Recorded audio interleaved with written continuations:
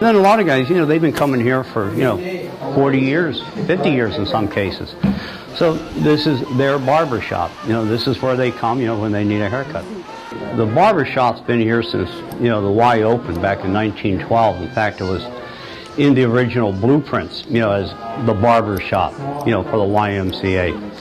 And at first, the Y would hire the barbers, and you had to be a member of the Y to get your hair cut. And then as years went by, those barbers, retired, moved on. And in 1955, they wanted the barber shop, but they didn't want to be responsible for it. So a fellow by the name of Doug Ray took it over and opened it up as Ray's Barber Shop, and of course opened it up to the general public, not just Y members. And then he worked here until 1992 when he retired. I came to work for Doug in '85, and he was, getting ready to retire at that time. So I came in, worked for a few years, built up my clientele. So when he retired in '92, I bought, the shop off of him.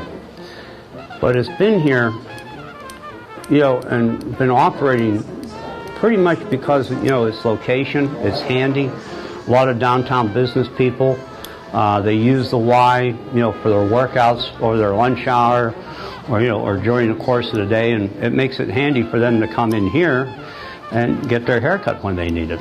Yeah, it's not the haircut, it's the ambiance. Everybody comes down here for. I'm just teasing. You just never know what's going to happen or who's going to be here when you come in here, and it just starts. And everybody knows everybody because it's a small town, USA, and everybody that comes in here are good people.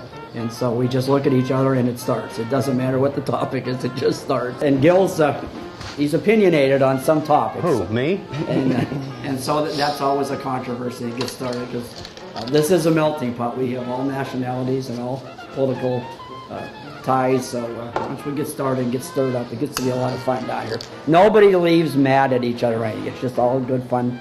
It's all good teasing. I trust that meets with your approval. I hope it does too.